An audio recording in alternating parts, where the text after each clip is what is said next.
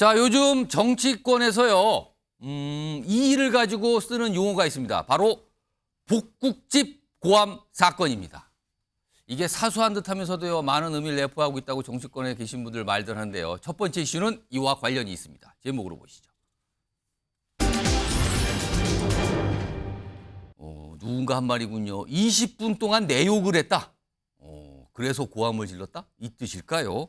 자, 오늘 이준석 전 대표가 이른바 이 복국집 고함 사건과 관련해서 자세한 설명을 인터뷰를 통해서 내놨는데요. 들어보겠습니다. 집인데 복국집인데 입구에서부터 세 칸이 있는데 제가 가운데 칸이었고 입구에서 가장 가까운 칸이 안철수 의원 칸이었고 뒤에가 또 우리 당 모 의원 칸이었어요. 아, 그래요? 각자 기자들과 이제 식사를 하면서 이제 기자들과 뭐 식사하면서 얘기하니까 이런저런 얘기하는데 옆에 누가 들어오더니만 계속 시끄러워서 도대체 얘기를 못 하겠는 거예요. 이준석이가 막 이러면서 이렇게 해가지고 와 이건 어디서 듣던 목소리인데 웬만하면은 내가 하려고 했는데 대화를 하는데 자꾸 너무 시끄러워서 맥이 끊어지는 거예요. 우리 방에서. 그래서 제가 한 20분 동안 듣고 있다. 그런데 내용도 계속 들으면은 이준석 욕하는 걸 20분 동안 한 거예요. 그래가지고 제가 이거 대화를 해야 되는데 미치겠네 그래가지고 딱 이렇게 얘기했어요. 안철수 씨 좀 밥 먹는데 조용 좀 합시다 이랬더니만은 뒤에 우리 당 의원이 또 하나 있었는데 그분은 자기들한테 얘기한 줄 알고 대표님 여기 안철수 없는데요 이러는 거예요. 그래가지고 나는 또 뒤에 의원님한테 앞방에 있어요 이렇게. 그 다음에 안철수가 뭐라 그랬어요? 그 뒤부터 주주군들 조용하더라고요. 저렇게 얘기하는데 사실 저것만 있는 게 아니라 굉장히 자세하게 얘기했어요. 당시 상황에 대해서요. 이제 유튜브 채널을 통해서 저렇게 얘기했는데 우선 김근식 교수님, 국민의힘 전 비전 전략실장 맡으셨는데 일단 궁금한 거는요. 이준석 전 대표가 복국집에서 앉아서 얘기하는데 누군가가 옆방에 뭐 요새는 얇은 칸막이니까 들리거든요. 이준석 전 대표의 험담 또는 뒷담화를 막 그렇게 했어요. 험담을 하고. 근데 그걸 들었는데 만약에 그렇게 험담의 주체가 안철수 의원이 아니었다면 이 전 대표가 저렇게 고함 치는 대신 좀 가만히 있었을까요? 안철수 의원 목소리로 확인되니까 아마 더 감정적인 대응을 그럼 했을 것 같고요. 다른 정치인이 그렇게 얘기했으면 그냥 듣고 가만히 있었을까요? 근데 제가 느끼기로는 이준석 대표 성격상으로는 안철수 의원이 아니고 다른 사람이 했더라도 저는 가만히 있지는 않았을 겁니다. 이준석 대표 성정상 자신에 대한 비난, 자신에 대한 비판, 또 자신이 손해보는 거 이런 것에 대해서 절대 참지 못한 성격이기 때문에 아마 안철수 의원이니까 더 뭐 저렇게 좀 그 비정상적인 행태를 보였겠지만 증폭된 거는 있어도 그렇지만 누가 했어도 아마 그런 상황에서는 이준석 대표는 가만히 있지 않았을 것 같고요. 저는 저기서도 금방 이준석 대표의 성정이나 인성에 좀 문제가 있다고 느껴지는 게 아까도 비정상적 뭐 이런 표현 쓰셨어요. 정상적이지 않잖아요. 안철수 씨 했다는 걸로 이제 많이 욕먹고 지난번에 부산에서도 미스터 린튼 해서 욕을 먹고 그랬는데 그래놓고 옆에 지금 자기 또 옆 뒤에 방에서는 또 우리 당 의원이 있었다는 거 아닙니까? 누군가가 있었다고 합니다. 그러니까 여기 안철수 대표 없어요. 그러니까 금방 그래. 의원님 이 옆에 있어요. 그때는 의원님이라 하고. 거기는 그렇잖아요? 의원님이라고 했다는 하고 거 아니에요? 여기는 씨라고 하고. 그리고 그다음에 그 의원님도 이준석한테 이준석 씨 그랬어요? 안 그랬잖아요. 대표님 여기 안철수 없어요. 그랬다는 거 아닙니까? 다 그게 A이고 그게 인지상정이고 그게 사람들 간의 대화입니다. 그럼 만약에 예의를 차렸다면 안철수 의원 보고 뭐라고 불렀어야 됩니까? 당연히 안철수 대표님이라고 하든지 의원님이라고 하든지 제일 좋은 건 거기서 방에서 할 이야기가 아니죠. 정상이라면 바로 옆방에 안철수가 있는 줄 알았으면 밖에 나가서 그 방 두드리고 아이고 대표님 여기 계셨네요. 아이고 목소리가 들려서 인사드리러 왔습니다. 잘 계시죠? 그렇게 해서 봐요. 안철수가 오히려 민망하죠. 그렇지 않아요? 지금 자기가 20불 떠들었다는데 그렇게 하는 게 큰 인물이 될 도리로서 해야 되는 역할이고 최소한의 인간에 대한 예의와 사람의 됨됨이를 보여주는 거지요. 어떻게 문 두드리면서 안철수 씨 조용히 좀 합시다. 이걸 그렇게 두세 번 외칩니까? 있을 수 없는 인성의 저런 미천을 드러내라고 생각합니다. 이거 약간 비정상 인성의 미천 막 이런 표현까지 쓰셨는데 윤기찬 변호사. 사실은 저 유튜브 채널이 약간 뭐 재미있게 하기도 하고 약간 농담도 있는 것 같기도 하지만 자세한 설명을 굉장히 구구절절히 한 거거든요. 이렇게까지 설명을 내놓은 거 물론 질문을 받아서 했지만 윤기찬 변호사 보시기에 혹시 최근에 이른바 이준석 전 대표를 향한 싸가지론이 여당 안팎에서 조금씩 나오는데 이거 의식했을까요? 아마도 그 여론의 향배가 본인한테 유리하지 않다고 판단했을 겁니다. 그래서 설명을 좀 해야겠다. 네, 그렇죠. 왜냐하면 저렇게까지 자세하게 얘기하는데 금방 말씀하셨지만 자세하게 얘기하는데 그게 자세하지만 설득은 잘 안 돼요. 아, 설득은 안 그냥 된다. 내가 실수했다라고 오. 하면 될 것을 예. 마치 상황을 자세히 하면서 글쎄요 저런 말을 듣고 아 그랬구나라고 인정할 분들이 많지 않고 그렇게 설명할 취지는 그럴만했다라는 취지로 얘기를 하는 것 같아요 지금요. 그러니까 두 분이 사실은 어떤 그 특정 이슈나 이런 거 갖고 서로 간에 얘기를 하는 게 아니잖아요. 예. 당사자 간에 소위 말하면 어떤 성격이 나온 거일 수도 있는데 어. 저는 개인적으로 사실은 저것을 이준석 전 대표와 그 말대로가 아니고 의도적으로 했다고 생각했거든요. 이거 왜 다 들리는 거 거기 저도 가봤는데 보안에는 방음에는 굉장히 취약해요. 그러니까 어느 보안이 정도 거의 안 되죠 거기는. 본인의 그런 행동들이 예. 사실은 기자분이나 다른 분들을 통해서 분명히 여론에 알려질 것이다라고 이것을 알고 했다고 저는 생각을 했어요. 예. 그러니까 나와서 또 저렇게 얘기하는 거 보니까 더 그랬을 것이다라는 생각을 하는 거죠. 아. 저것을 더 이슈화한 느낌이 좀 나고 예. 그것이 부정적이어서 본인은 이렇게 얘기를 하지만 젊은 세대에게는 나 할 말하는 사람이다. 또 안철수 대표는 나에게 적수가 안 된다. 예컨대 지금 안철수 대표하고 본인은 사실 오래전부터 인연이 있었어요. 이제 기억하시겠지만 2011년도에 들어올 때 예. 두 분이 비슷한 그 환경이었거든요. 그러다 보니까 리틀 안철수라는 또 별명을 가졌단 말이죠. 이준석 대표가. 그런데 2016년도에 졌죠. 예. 의원에서. 그때 번번이 졌어요. 많이 얘긴 됐지만 계속 이준석 대표가 져왔어요. 근데 최근에는 이제 아직 승부를 못 냈는데 이럴 바에는 차라리 분당 갑인가요? 거기에 경선하시면 될 것 같아요. 두 분이. 안철수 의원 지역구예요. 예, 그렇죠. 저렇게 할 것이 아니고 경선해가지고 승부를 마무리 짓고 나서 예. 그다음에 이제 지금 수능 앞두고 있는 여러 가지 국내힘 당협위원장들이 있거든요. 예. 이분들한테 저게 부정적 영향을 끼친다 그러면 자제해야죠. 당신들은 인지도가 높아지고 뭐 언론의 주목도가 예. 높아지겠지만 저런 행위들로 인해서 조금 더 부정적 영향을 받는 예. 당에 대한 정서는 어떻게 할 겁니까?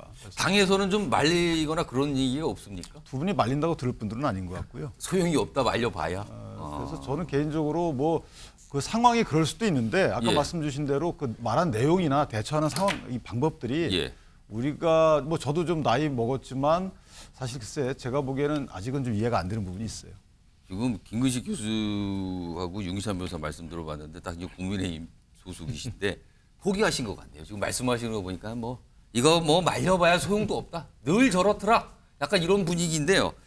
이제 소속 정당이 다르신 김종욱 전 청와대 행정관께 안철수 의원 얘기로 해보죠. 안철수 의원은 사실 이제 이준석 전 대표를 향해서 뭐 기회가 되면 무조건 제명이에요. 그냥 제명인데 이 복국집 고함 사건에 관해서는 유독 아무 말이 없어요. 지금까지 며칠 지났는데도.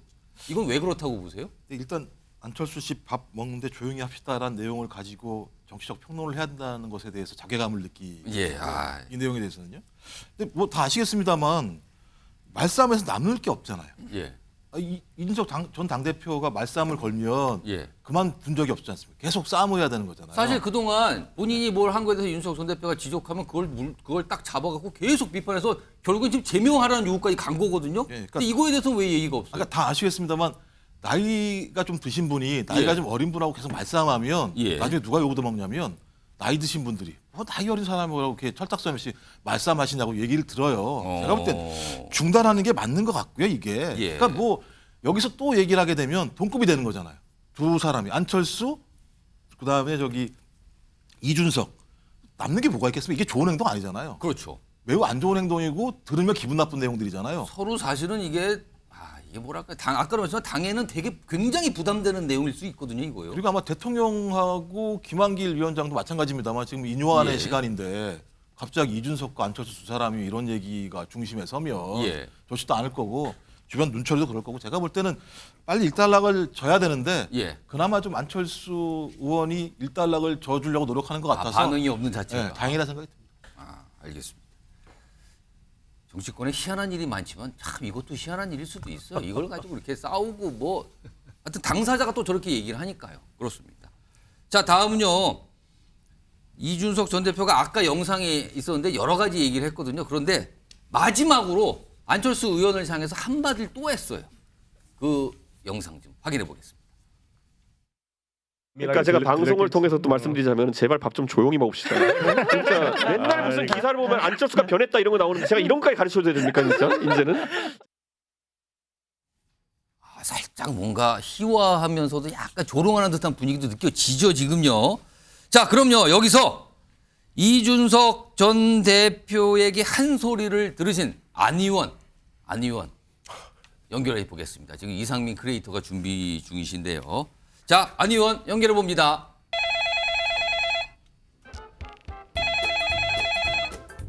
아니, 안녕하십니까? 안철수입니다. 예, 나오셨군요. 제명하십시오. 또 오늘도 제명이군요. 알겠습니다. 제명. 예. 저 안 의원님 오늘은 제명 얘기가 아니고요. 좀 다른 얘기할 텐데 방금 얘기를 했거든요. 복국집 고함 사건인데 예. 그런데요. 방금 영상에서 들으셨겠지만 이준석 전 대표가 이 유튜브 채널에 나가서 마지막으로 안 의원께 한마디 한 게 이거예요. 밥 먹을 땐 좀 조용히 하시라. 이런 것까지 알려줘야 됩니까? 라고 말씀하셨는데 이런 이준석 전 대표에게 한 말씀 하실 게 있다면요. 정말 할 말이 없습니다. 지금 그럴 때가 아닙니다. 예. 하루빨리 응석바지 이준석을 제명해야 됩니다. 그 복국집 사건 때문에 저는 수치심, 예. 모멸감, 예. 분노까지 들었습니다. 예. 그런데요. 뭐 분노, 모멸감까지 들으셨다고 했는데 지금 며칠 지났거든요. 이 일이. 근데 아직도 화납니다. 지금까지 며칠이라니요. 아무런 설명이나 해명이 없으신데 사실 흉을 본 건 맞지 않으십니까? 흉이라니요. 저보다 그리고 영어도 잘 못하더라고요. 네, 그리고 인요한 위원장한테 그렇게 영어 쓰면서 미스터 린턴 하는 거는 좀 아니라고 봅니다. 이건 헤이트 스피치입니다. 예. 안 의원님, 예. 아니 네. 그 큰 소리로 네. 이준석 전 대표를 또 험담을 하셨다고 하는데 옆방에 있는 줄 모르셨던 거예요? 아는데 그게 그러신 중요한 거예요? 게 아닙니다. 알았냐 몰랐냐는 본질이 아닙니다. 그런 질문하는 자 누굽니까? 접니다. 네. 근데 또 식당에서 이야기하시면서 이준석 전 대표가 영어 못한다. 뭐 내가 더 잘한다 이렇게 생각하시는 건가요? 오늘도 당연하죠. 그러셨는데. 제가 그 와튼 스쿨 아닙니까? 와튼 스쿨 출신인데 못할 거라고 보시나요? 조금 해보실래요? 그건 나중에 책으로 말씀드리겠습니다. 예. 네. 그리고 그 뭐 린턴, 미스터 린턴 이런 부분도 이제 지적을 하셨는데 본인이 또 의사 출신이잖아요. 그래서 또 이 직함에 예민하신 거예요? 그런 게 아닙니다. 하루빨리 이준석을 제명해야 되고 그 문제점을 지적한 것이 그 음식점에서 벌어진 전부입니다. 자꾸 그렇게 폄하하는 자 누굽니까? 이상입니다. 오늘은 그냥 작정을 하신 것 같은데 그런데요. 네. 제명 얘기 나왔는데 근데요. 사실은 이준석 전 대표 최근에 이른바 대사면돼서 징계도 취소됐고 뭐 제명은커녕 취소된 징계가 다 풀려난 상황인데 이거 계속 제명해야 된다고 생각하십니까? 그거는 오진입니다. 오진. 잘못 진단을 했다. 그러니까 예. 닥터가 잘못 판단을 한 겁니다. 하루빨리 이거는 정정돼야 됩니다. 제명해야 합니다. 그러면요. 근데 지금 이준석 전 대표에 대해서도 계속 비판적인 말씀을 하고 계시잖아요. 그런데 인요한 혁신위원장께서는 이준석 전 대표에게 이른바 계속 러브콜 같이 가자 빨리 떠나면 안 된다 이리 와라 이렇게 하고 있거든요. 이거는 어떻게 보십니까? 그게 중요한 게 아닙니다. 그 이뇨한 위원장도 좀 마인드를 체인지 해야 됩니다. 영어 잘하죠? 어떻게 마인드를 체인지해야 됩니까? 그건 국민 여러분에게 물어봐야죠. 예. 예. 아니 이준석 전 대표가 이제 밥 먹을 땐 조용히 하시라 그런 것도 가르쳐 줘야 되느냐라고 하시는데 안 의원님도 이준석 전 대표에게 한마디 하시네요. 근데 왜 이렇게 사이가 안 좋은 거예요? 밥을 안 먹고 있었습니다. 밥이 나와야 밥을 먹지 않겠습니까? 이준석을 옹호하는 배종찬 누굽니까? 실망입니다. 알겠습니다. 아니 옹호한 적 없고 왜 가짜 뉴스 유포를 하세요? 그만 좀 그 헤이트 하십시오. 알겠습니다. 예. 오늘 안 의원님 영어 참 많이 쓰시네요. 아까 뭐 왓슨 스쿨이요 뭐 이런 얘기까지 했는데 알겠습니다. 자, 안 의원님 말씀 여기까지 듣고요. 이상민 예. 크리에이터 수고하셨는데요. 잠시만 더 대기해 주세요. 뭐 안철수 의원이 지금 이른바 복국집 고함 사건에서 아무 얘기가 없어서 저희가 좀 가상으로 성대모사로 좀 진행해서 전해드렸습니다. 알겠습니다. 다시 좀 진지하게 좀 돌아와 보죠. 사실은 이준석 전 대표가 안철수 의원과 뭐 악연 사이가 안 좋은 건 하루 이틀도 아닌데요. 최근에는요. 인요한 위원장과 관련해서도 비판적인 목소리를 꽤 내놓고 있습니다. 이건 뭐 충돌까지는 아니라지만요. 자, 그럼요. 우선 전화를 받았는가 안 받았는가 뭐 이걸 가지고 약간 좀 얘기들이 나오거든요. 일단 관련된 영상이 있습니다. 들어보겠습니다. 내가 사전에 연락을 안 했다. 네. 여러 경로로 시도를 했는데 다 반대는 거예요. 아버님 통해서도 했고 뭐 가족 통해서도 했고 뭐 다른 가족 이준석 대표를 만나고 싶어서. 이준석 전 대표 아버님에게까지 전화를 하시고요. 아니 제 아는 제가 직접 한 게 아니고 예. 좀 만나게 해달라는 거. 네. 제가 불쑥 내려가서 네. 뭐 그것도 예의가 아니었다는 지적이 있었는데 노력을 했잖아. 만나려고. 그것도. 네. 인요한 위원장이 어떤 방송 나가셔가지고 아니 이준석을 만나기 위해 가지고 이준석 아버지에게까지 연락했다 이렇게 말씀하셨어요. 네. 저희 아버지는 그 말 듣고 깜짝 놀라셔가지고 본인에게는 어떤 연락도 들어온 적이 없다 하셨어요. 네. 전혀 거짓말까지 하시면서 만나려고 하시는 겁니까? 저는 예를 들어 학교폭력 피해자에 해당하는 사람인데 갑자기 학교폭력 가해자도 아니고 가해자 측 대리인 같은 사람이 와가지고 나는 다 괜찮다 이제 뭐 이게 뭡니까 진짜. 그러니까 아버님께 연락을 했는가 안 했는가는 약간의 뭔가 이렇게 서로도 오해나 혼선이 있어 보이고요. 그 뒷부분 얘기입니다. 윤경호 소장님. 인요한 위원장을 윤석 전 대표가 가해자의 대리인격이라고 얘기를 했어요. 자, 그러면은 가해자를 누구로 보는 겁니까 지금? 윤석 전 대표. 당연히 윤 대통령이겠죠. 아, 지금 그렇게 인식을 하면서 보는 그러지 않겠어요? 전당대회에서 절대 다수의 지지를 얻어서 예. 당선이 돼서 대표로 수행하고 있었는데, 그리고 이준석의 역할이 뭐였어요? 청년 보수. 보수의 청년층, 젊은층도 얼마든지 지지층을 확보할 수 있다. 이걸 보여줬잖아요. 예. 근데 멀쩡하게 대표하고 있는 이준석을 뭐 10년 전 일이라고 대충만 얘기해도요. 뭐 성상납 운운하는 혐의 이걸로 다시 궁지에 몰아넣고 결국 나중에 징계를 한 거는 또 그게 아니었잖아요. 그러니까 이런 일련의 과정들에서 윤석열 대통령의 의지가 반영이 된 거다라고 이준석은 얘기를 하는 것 같고, 그러니까 가해자의 대리인이라는 표현 전에 저는 예. 서울에 아픈 사람이 있다라는 얘기, 아, 부산에서 한 말. 예. 그 얘기도 윤 대통령을 정면으로 직격한 거 아니에요? 저는 이 일련의 언행을 놓고 볼 때 이준석 전 대표는 이미 이제 떠나겠다는, 당을 따로 마음은 만들겠다는. 이미 다 나가버렸다 당 밖으로 네, 지금. 그러니까 뭐 오늘 우리도 다루겠지만 뭐 대구에서 출마 시사, 광주에서 출마 시사 이것도 국민의힘으로가 아니고 자기가 이제는 새로운 당을, 근데 다만 한 가지 기회 될 때마다 말씀드렸습니다만 과거 바른미래당 유승민 전 의원과 함께 했을 때 그 실패 트라우마, 그 전례가 있단 말이에요. 그러니까요. 그걸 어떻게 극복하고 그걸 어떻게 승화하느냐, 딛고 올라서느냐, 이게 관건이겠죠. 자, 김근식 교수님, 네. 요 지금 뭐 가해자의 대리인까지 나오는데 그럼 대리인은 알겠어요. 대리인은 인요한 위원장인데 이제 누구의 대리인을 가지고 이제 해석에 영향이 들었는데 지금 윤경호 소장님께서는 그게 윤석열 대통령 아니냐 이렇게 좀 분석을 해주셨는데, 그럼 만약에요 이준석 전 대표가 가해자로 보는 어떤 분이 예. 이준석 전 대표를 만나자 그리고 도와달라 이런 얘기를 만약에 한다면 이준석 전 대표가 마음이 돌아설까요? 글쎄요. 저는 뭐 윤 소장님하고 똑같은 생각인데 이미 헤어질 결심은 오래전에 섰고요. 탈당은 기정사실화돼 있고 그 탈당의 구실과 탈당의 명분을 축적하기 위해서 지금 내미는 손을 계속 뿌리칠 수밖에 없는 상황으로 보이고요. 가해자는 당연히 윤 대통령을 암시하는 거죠. 그리고 윤 대통령의 뜻을 쫓아서 이른바 핵관, 윤핵관이라고 불리는 사람들과 뭐 일부 완장을 찬 데 따라다녔던 초선 의원들, 이런 사람들이 당대표 몰아나기 위해서 뭐 많은 행동을 했잖아요. 예. 그런 것들 따라서 아마 이제 가해자는 따로 있다는 말을 하고 있는 것 같은데, 저도 일부 저는 그 일리가 있는 그 분석이라고 생각합니다. 그래서 우리 당이 그때 너무 좀 비정상적인 방법으로 당대표를 교체를 했죠. 그렇기 때문에 인요한 혁신위원회가 강서구청장 패배 이후에 내년 총선에서 이대로는 큰일 난다 싶어서 혁신의 1호로 그 징계를 취소한 거 아닙니까? 예. 그러니까 저는 가해자가 와서 직접 사과하는 걸 요구할 수도 있어요, 피해자 입장에서는.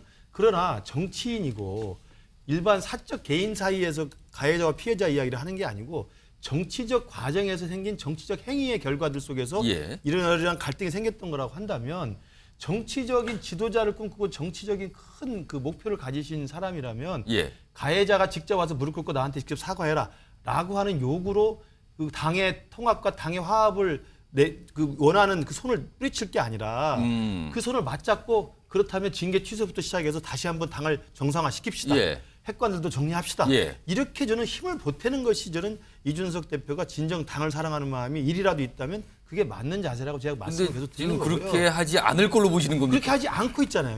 그렇게 하지 않고 있고 징계 취소 자체도 뭐 의미 없는 거라고 하고 이뉴한 위원장 내려오면서 당신은 옳 자격이 예, 예. 없다고 하는 거고 안철수 대표한테 저렇게 하고 있는 거니 제가 보건대는 이 스스로의 정치인으로서의 자기의 행동에 있어서 너무 내공이 짧은 거예요.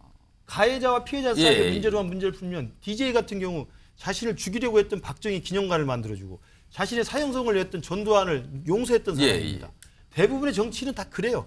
그 수많은 정치의 과정 속에서 많은 인연과 악연이 있어도요. 큰 대의명분. 지금 국민의힘의 가장 큰 대의명분은 내년 총선의 승리 아닙니까? 예. 전직 당대표였던 사람이요. 내년 총선의 승리를 위해서 힘을 보태는 것이 가장 중요한 절체절명의 대의명분이면 거기에 힘을 합쳐야죠.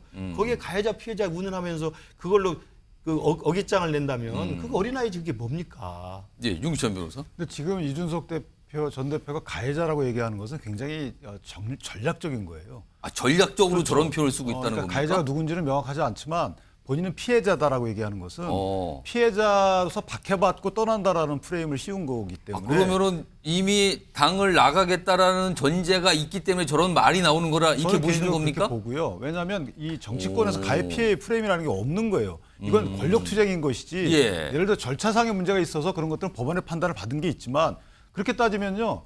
이준석 전 당대표는 만약에 윤석열 대통령이 후보자 시절에 얼마나 예. 박해를 했어요. 관점에 따라서. 예. 아니 후보자가 수능 치는 날 본인은 가출했잖아요. 그러니까 이게 얼마나 큰 그 가해입니까? 그에 따지면. 그리고 뭐 안철수 의원과의 관계에서 본인이 또 피해를 입었다고 볼 수도 있는 거잖아요. 공천을 못 받았으니까. 예. 바른미래당에서. 예. 이런 식으로 이건 가해 피해를 만약에 그런 식으로 따지자면 수많은 가해자 피해자가 생겨요. 그게 아니고 이거는 어떤 정무적인 뭐 기능의 문제인 것이고 예. 지금 이준석 대표 가해 피해 저 전략을 들고 나온 것은 본인이 나갈 결심을 하고 본인을 박해받아서 나가는 것이다라고 여론에 흡수하는 전략 아닌가라는 생각을 합니다. 여기서요. 이번에는 인유한 위원장 얘기를 좀 배훈찬 소장님. 예. 이준석 전 대표가 저렇게까지 반응이 나오잖아요. 당신은 무슨 대리인이야. 그리고 왜 지금 뭐 거짓말까지 했다. 물론 아버지 관련된 뭐 연락했는가 이런 뭐 이런 얘기까지도 예. 반박하고 비판을 그렇게 하고 있는데 그런 상황에서도 인유한 위원장은 계속 만나자, 같이 가자, 떠나면 안 된다. 끌어안기를 계속하고 있거든요. 왜 그런 겁니까? 이게 일종의 웩도도 꼬리를 계속 흔든다. 예. 그러니까 뭔가 판에 영향을 주기 위한 행동을 해야 된다는 거예요. 그러니까 방금 전에 두 분 패널도 말씀을 하셨지만 결과적으로는 이준석 전 대표는 일종의 언더독이거든요. 봐라 나 당했다. 예. 내가 이렇게 당한 사람인데 나에 대해서 동정과 연민의 여론을 달라. 그러면 20대 30대뿐만 아니라 지금 보수 지지층 중에서도 예. 윤석열 대통령과 김기현 대표에 대해서 불만이 있는 그런 유권자들을 끌고 갈 수 있다고 볼 수가 있는 것이거든요. 예. 그런데 한편 이걸 그대로 놔두면은 실제 신당을 창당하고 예. 총선에 나서는 경우 상당히 국민의힘은 타결받게 되는 겁니다.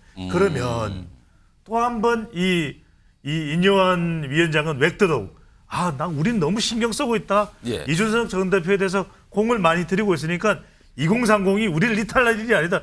이준석 봐라. 저렇게 우리가 애를 쓰는데도 싸가지 없지 않느냐. 성의를 보였다 우리는. 그러니까 우리는 지금 나이 많은 사람이 부산까지 가서 예. 이렇게 노력을 기울이고 두 분 팬들이 나와서 이렇게까지 이야기를 하고 있는데도 이준석 전 대표는 마음을 안 돌린다. 예. 이럴 수 있느냐. 우리는 정말 애를 썼다. 우리가 오히려 언더독, 우리가 오히려 연민과 동정을 받아야 되는 거다. 그러면 여기서 궁금해지는 게 그렇죠. 국민의힘 또는 인유한 위원장 입장에서 이준석 대표가 당에 남아있는 게 도움이 되기 때문에 잡는 겁니까? 아니면 나가면 도움이 안 되는 게 크기 때문에 잡는 겁니까? 나가게 되면은 도움이 안 되는 안 되고. 이 파장, 파급 예. 이 부분을 우려하는 것이죠. 그럼 남아서 도움이 되는 부분은 그다지 생각 안 한다 이겁니까? 아닙니다. 그래서 남아서 극적으로 타결이 되면 예. 그것도 상당히 좋겠지만 어쩔 수 없이 이준석 전 대표가 못 받아들이고 나가면. 헤어질 결심 예. 내지 헤어진 결심을 해버린다. 그러면 그 파장을 최소화하기 위해서는 타격. 이제 유권자들 봐라. 중도층 봐라. 2030 세대 봐라, 무당층 봐라, 수도권 봐라. 이렇게 우리는 애를 쓰고 이준석 전 대표 끌어안기 위해서 노력을 하는데 그래도 이준석 전 대표가 말을 안 듣더라. 그럼 우리 책임이냐? 우리가 잘못한 거냐? 이런 상황을 만들어 놓는 거죠. 이게 뭔가 수싸움 같기도 한데 많은 분들이 공통적으로 얘기하고 계시죠. 이미 저 정도면 마음 굳은 것 같다. 그래서일까요? 오늘도 참 신당 그리고 구체적인 어떤 지역을 얘기하거든요. 이 주제로 넘어가 보겠습니다. 보시죠. 대구의 도전장입니다. 대구. 이준석 전 대표 지역구 노원 아니었습니까? 서울로. 근데 지금 대구 얘기를 꺼냈습니다. 자, 오늘 한 말이 있어요. 신당과 관련되고 출마하고도 관련돼 있습니다. 들어보시죠. 신당이 생긴다면은 가장 어려운 과제가 기성 정당의 가장 아성을 깨는 그런 게 아닐까 싶어가지고 당연히 영남 출마 같은 것도 고려하고 있습니다. 당의 이제 역할을 할 때 비례대표로 한다 그러면은 그거는 뒤로 가는 모양새로 보실 수 있거든요. 가장 어려운 전선을 맡아 돌격하겠다 이런 생각입니다. 대구에 출마한다고 하면은 가장 반개혁적인 인물과 저는 만약 한다면 승부를 보겠습니다. 그리고 갈수록 구체적이에요. 아까 뭐 영남인데 오늘은 대구에 도착해서 어떤 행사 때문에 갔거든요. 근데 대구라고 얘기했어요. 그리고 비례는 아니다. 그거는 이렇게까지 구체적으로 얘기해놨는데 다음 화면 좀 보겠습니다. 오는 10일 내일이군요. 내일 일정이 잡혔어요. 금태섭 새로운 선택 대표 금태섭 전 의원 지금 신당 제3지대 신당 얘기하고 있는 분이잖아요. 여기하고 만나는데 김종인 전 비대위원장이 동석을 합니다. 모임 자체가 좀 심상치 않아 보이거든요. 이거는 뭐 어떤 그림이 당연히 그려지게 되는 어떤 모임으로 보입니다. 지금요. 저 세 사람의 모임은요. 이 얘기 좀 해보겠는데 윤경호 소장님. 일단 대구 출마 가능성을 오늘 대구에 가서 얘기를 꺼내놨어요. 그러면 그런 동시에 본인이 대구로 가게 되면 출마하게 되면 대구에서 가장 반개혁적인 인물과 승부를 내고 싶다고 했거든요. 이거 누구를 겨냥한 겁니까? 누구를 반개혁자라고 보고 거길 내가 떨어지고 싶다고 얘기한 겁니까? 이거? 글쎄요, 인물을 딱 찝자면 찝자면 뭐 전임 당직자, 예. 예를 들어서 뭐 권호 누구를 말씀하시죠? 원내대표였던 주호영 원내대표. 그 주호영 원내대표. 주호영 원내대표를 예를 들어 있습니까? 아니면 현재 원내대표인 윤재옥. 뭐 예를 들어서 그러나 저는 그런 의미는 아닐 것 같아요.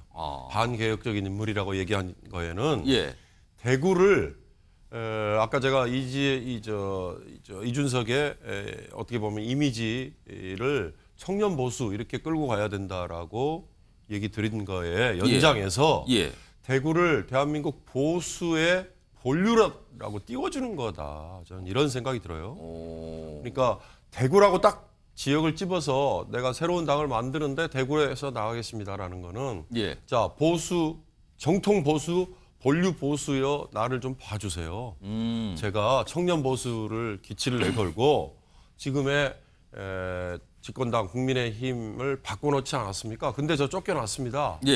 그러나 다시 제가 정통 보수 본류 보수의 모습을 여러분들에게 보여드리겠습니다. 그러니까 정통인 대구 여러분들이 저를 밀어주세요. 이런 의미가 아닐까 싶어요. 마찬가지로 광주라는 지역을 얘기하는 거는 민주당 세에 있는 뭐 세력들이 거기에 올 거다라는 전제를 떠나서 국민의당이 한번 성공을 해본 적이 있잖아요. 전례가 있다. 2016년에. 그때 국민의당의 성공은 주로 호남 지역이었지 않습니까? 28개 중에 23석을 가져갔잖아요.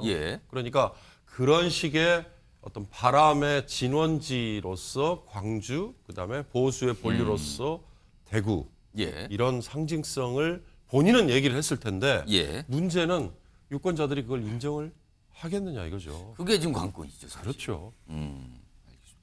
지금 일단 분석을 해줬는데 과연 유권자 반응이 어떨까 아직은 모릅니다만 본인은 지금 구체적으로 영남 그리고 대구 얘기를 꺼냈고요. 그리고 광주 얘기도 사실 꺼냈어요.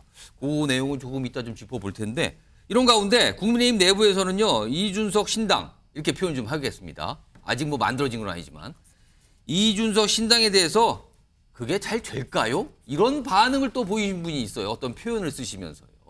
들어보시죠.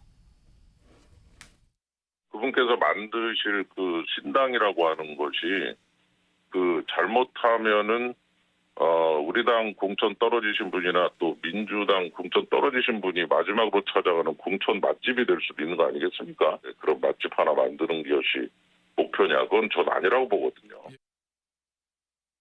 유구찬 변호사. 지금 윤창현 의원께서 약간 폄하성 비판을 좀 해주신 것 같은데 뭐 맛집 하면서 떨어진 분들이 찾아가는 맛집 아니냐 했는데 그만큼 국민의힘에는 위협적이라고 또 이렇게 반대로 해석할 수도 있을까요? 아무래도 득은 되지는 않죠. 다만 이제 이준석 전 대표 신당을 만든다 그러면 수도권 지역에서는 일단 3등 이하로 봐야 되겠죠. 3등 이하 현재 볼 때. 수도권에서. 3등 이하고 대구나 하여튼 뭐 영남 지역 간다 하더라도 거기서는 뭐 어떻습니까? 2등 정도 하겠죠. 그럼 1등은 국민의힘이고 그 미칠 것이다라고 지역구를 제가 보시는 말씀드린 겁니다. 지역구. 오. 그러면 의석을 얻을 수 있는 것은 이제 비례에서 일정 몇 명의 1등. 예. 이것뿐이 사실은 현실적인 그 당선 전략이 없어요. 그렇다면 일단 무소속으로 되고 나간 다음에 희망이 있겠지만 이준석 전 대표 본인 말입니다. 신당을 차려서 만약에 되고 나간다. 저는 뭐 승부가 없다고 봐요. 그럼 왜 그럽니까? 무소속이라는 거는 나중에 향후에 국민의힘으로 돌아갈 수 있다라는 게 붙어 있기 때문에 그런 겁니까? 그렇죠. 이전에 뭐 홍준표 대표라든가 뭐 주영 대표라든가 김태우 예. 의원이라든가 다 그렇죠. 근데 지금 그러니까 결국 제가 볼 때 이준석 대표가 분명히 당선되고 싶은 마음은 모든 목표 거기에 아마 천착돼 있을 겁니다. 그렇다면 비례뿐이 사실 없어 보이고요. 예. 그러니까 결국 이준석 대표는 현재는 뭐 전국에 후보자를 내 가지고 뭐 전국 정당이 되겠다, 예. 정면 승부하겠다 이렇게 얘기하지만 점점 현실을 자각하게 되면 예. 결국은 이제 비례정당으로 갈 가능성이 큽니다. 비례정당. 그래서 12월이 지나서 현재 선거구에 대한 여야 합의가 나오기 전까지는 예. 이렇게 여러 가지 군물대는 모습을 보이다가 예. 그러니까 선거제가 만약에 여야 합의로 뭐 연동형 비례대표제에서 비례정당을 금지한다. 예. 그러면 이제 날개 달린 거죠. 30석이라는 캡이 씌인 30석은 연동형 비례대표제를 하는 거 아니겠습니까? 예. 그럼 30석 갖고 큰 파일을 갖고 나눠 먹으려고 할 거고요. 그럼 선거법이 어떻게 결정이 되느냐를 볼 것이다. 근데 그게 유리하게 나온다면은 비례정당으로 간다. 저는 그렇게 봅니다. 그게 만약에 아니고 선거법상의 여야의 비례대표제가 비례정당 설립이 가능해진다. 그러면 이제 여러 가지 또 다른 대안을 찾을 겁니다. 근데 일단 아까도 얘기 나왔지만 본인은 비례대표 의원은 생각 없다라고 선을 걷는데. 저는 그 본인이 지금 그렇게 얘기해야 왜냐하면 지금 본인이 비례대표다 하겠습니다라고 하게 되면요. 예. 지역구 다 희생양이 되는 겁니다.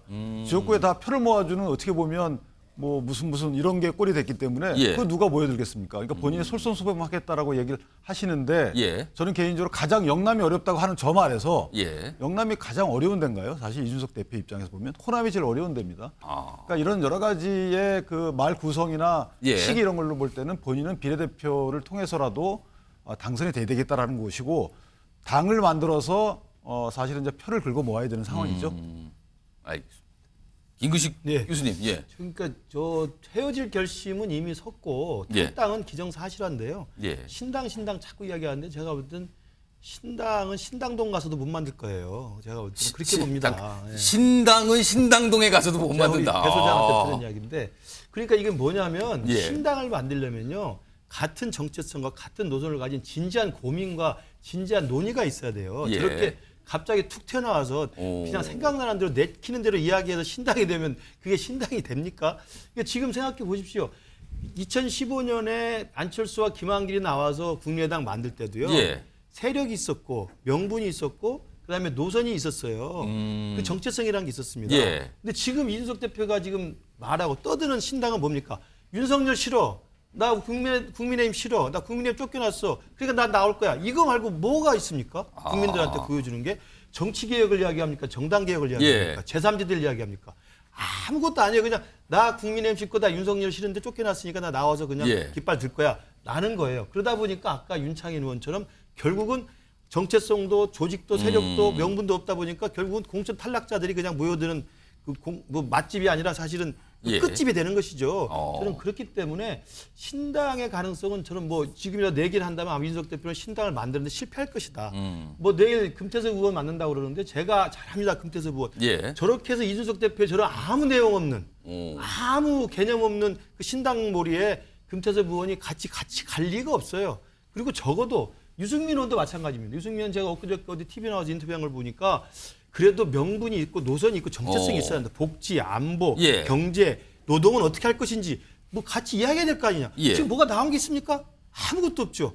그렇게 해놓고 그냥 떨거지들 모아가지고 하겠다면 하겠습니까? 그렇게 되기 때문에 저는 지금 뭐 기자들 몰려다니고 뭐 마이크 대니까 좋은 생각에 뭐 이러저 생각나는 대로 막 말씀하시는 것 같은데 제가 볼 때 신당 가능성 매우 낮다. 탈당은 기정사실이 됐다. 그래서 결국 노리는 것은 돌고 돌아 계속 언론에 관심 끌면서 대구 무소속 출마할 겁니다. 아마 대구 수성 정도 갈 거예요. 아마. 오늘도 김근식 교수님께서 그냥 뭐 혹평을 해주셨는데 사실은 최근에 이준석 전 대표 주제를 다룰 때 김근식 교수님께서 좋은 얘기해 주신 적은 별로 없거든요. 근데 그럴 때마다 이준석 전 대표를 아마 또 지지하시는 분들이 그런 커뮤니티가 있나 봐요. 거기에 엄청납니다. 이 영상을 많이 이 김근식 교수 편 영상만 따로 막 올라가고 그래요. 그 댓글 보면은요, 어우 대단합니다. 엄청나죠. 지금 아마 오늘도 뭐가 올라가지 않을까 싶기도 하네요. 아니, 그러니까 저는 뭐 게시판에서 어디든 한우를 받는 사람이니까 그렇습니까? 난리예요. 제가 저만 나 MBN 뉴스 시사와이드 뉴스와이드 뭐 이럴 정도인데 우선 방금 전에 이제 저한테 이제 김근식 위원장께서 이제 신당도 말씀을 하시는데 누가 이제 방송 패널 나온 사람한테 신당 참여하나 그런 질문을 해서 저는 정치나 뭐 신당을 할 사람은 아니고 저는 누가 물어보면 신당동 가서 떡볶이를 먹을 사람이다. 그 얘기를 하셨군요. 근데 이게 이준석 신당 만만하게 보면 안 됩니다. 왜냐하면 약간 다른 의견이시네요. 제가 뭐 수치를 말씀은 안 드리지만 최근에 이 각종 여론 동향을 보면은 심상치가 않아요. 왜 그러냐면 이렇게 보셔야 돼요.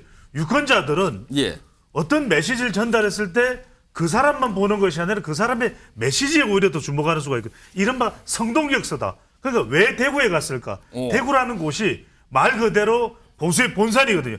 나는 내 희생에서 대구에 가서 어느 지역구가 되든 한번 도전해보겠다. 그 순간 이건 수도권과 호남에 영향을 줘요.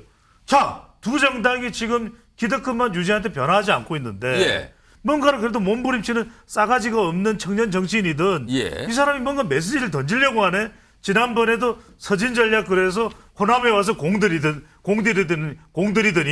무엇이 중헌냐고 하면서 공들이더니 주목 한번 해볼 만하네.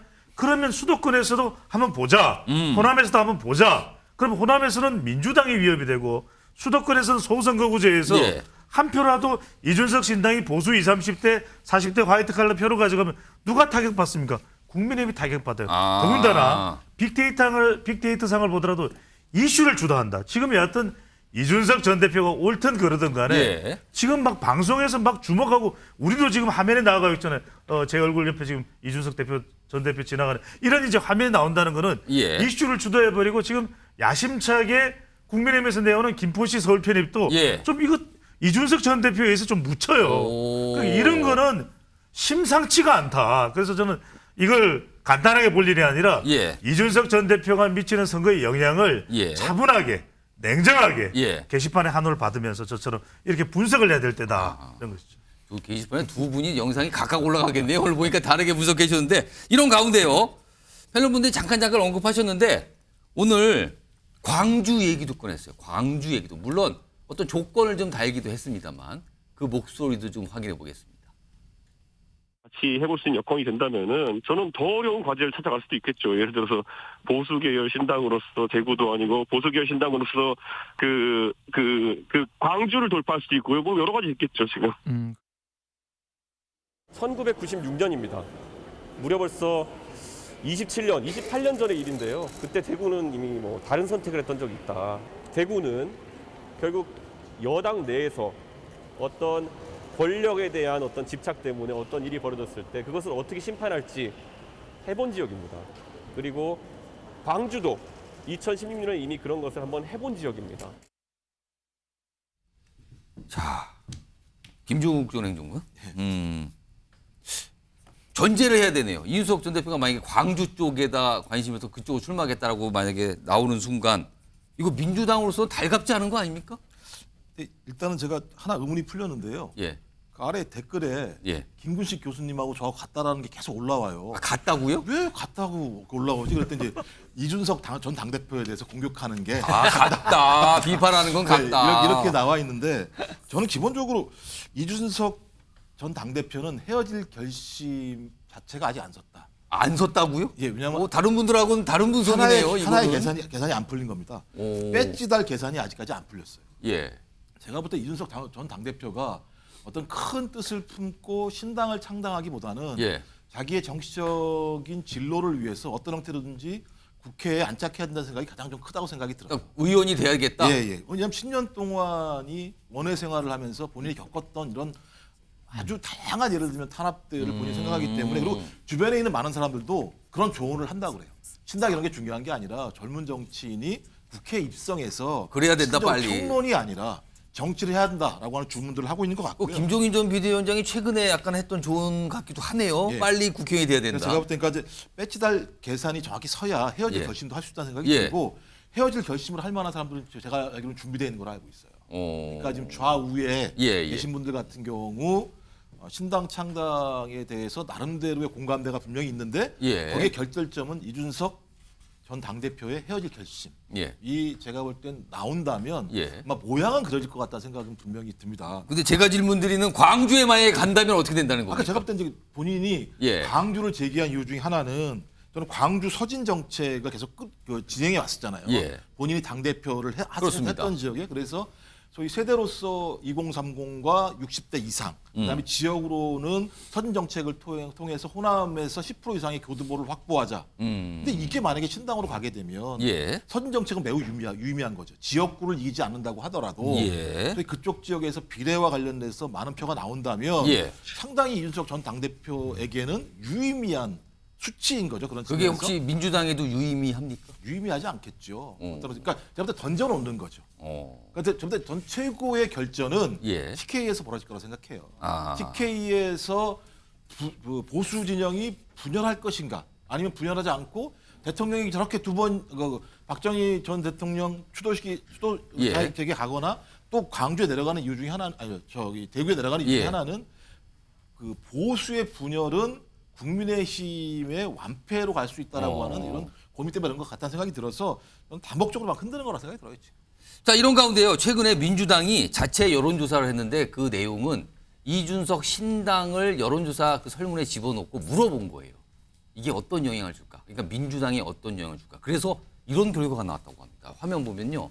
오늘 보도를 통해서 소개되고 있는데 민주당 자체 여론조사에서 민주당 지지층을 적극 지지층과 소극 지지층으로 나눴을 때 소극 지지층이 이준석 신당으로 상당히 이탈하더라. 그럼 민주당 지지표가 빠지는 거예요. 절로 이동한다는 거 아닙니까? 유영호 소장님, 이 분석 어떻게 보십니까? 우리 여론조사 전문가 앞에서 제가 할 얘기는 아닙니다만 이거 무선 AIRS 방식이더라고요. 예. 이거 상당히 어떻게 보면 장난스러운 답변도 저는 있다라는 표현. 약간 의미가 그럼 떨어질 수도 있다고 보시는 저는 겁니까? 상당히 유의미성이 떨어질 걸로 보고 아까 제가 이준석 전 대표가 대구를 언급하고 광주를 언급하는 게 예. 보수의 본류가 대구기 때문이고 광주는 2016년에 제3세력을 한번 선택을 해본 경험이 있는 지역이니까 선택했다라고 말씀을 드렸지만 예. 이건 전형적인 성동격서인 것 같아요. 이준석 대표가 지금 신당을 만들고 이번 총선에 내년 총선에 뛰어든다면 예. 의미가 있는 건 수도권이에요. 수도권에서 그러니까 이뇨한 위원장을 비롯해서 지금 국민의힘 내에서 안달이 돼서 이준석을 제3당을 만들지 못하도록 가능한 끌어안으려는 노력을 뒤늦게 하는 거 아니에요? 징계 취소부터 시작해서. 예. 정말 수도권에서 이준석 같은 제3세력이 존재가 튀어나오면 어부지리가 너무나 뻔하잖아요. 더군다나 이준석 본인이 얘기했잖아요. 보수 계열의 신당이라고 얘기를 했으니까. 예. 나머지 지역은 아무리 뭐라고 해도 현재 소선거구제, 현재 선거법 구도에서는 예. 기존의 양대 정당이 거의 유리하지 않습니까? 흔히 말하는 영남 지역, 그다음에 호남 지역 이쪽은 철옹성은 그렇게 쉽게 깨지기 어렵기 때문에 예. 수도권을 사실은 숨겨놓으면서 예. 지금 대구를 언급하고 광주를 언급하는 거다. 저는 그렇게 보여요. 배 소장님, 예. 민주당 소극 지지층의 이탈 가능성 여론조사에서 민주당이 뭐 좀 조사해 봤다는데 이거 어떻게 봐야 됩니까? 이거 아주 민주당에서는 예. 주의 깊게 봐야 되는 부분입니다. 근데 뭐 윤경호 소장님께서 예. 뭐 이거 조금 아주 비중 있게 또 무게를 실어서 응답한 거 아닐 수도 있다고 보시는데 저는 아닙니다. 이게 아주 중요한 의미를 부여하고 있는 것이 민주당도 혼쭐날 수 있다.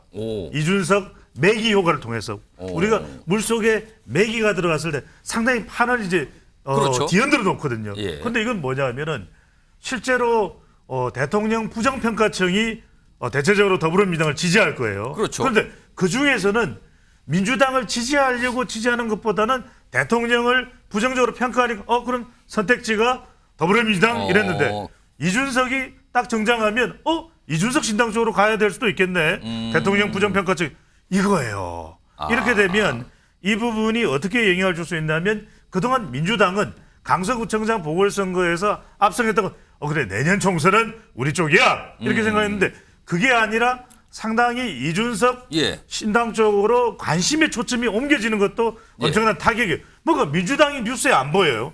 또 하나가 비비 현상. 비비 현상이 뭐냐면 비명에게 영향을 준다. 그러니까 호남에서 이준석 신당 지지율이 좀 나와? 그럼 난 그쪽으로 가볼까? 이럴 수도 있는 거예요. 그다음에 뭐냐면 비례투표.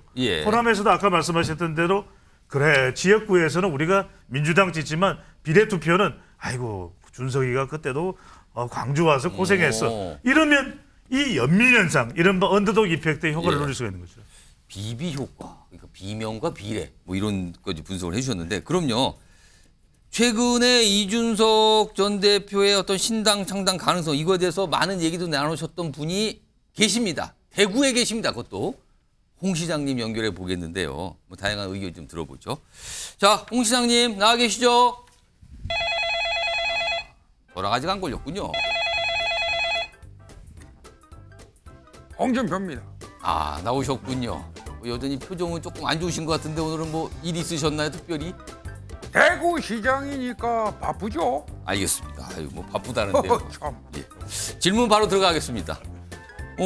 지금 이준석 전 대표 여기 나오신 패널 분들도 이거 신당 창당 뭐 탈당 이거 머지않은 것 같다 이런 시각들 보여주셨는데 홍 시장님이 보시기에는 이준석 신당 잘 될까요? 어떻게 전망하세요?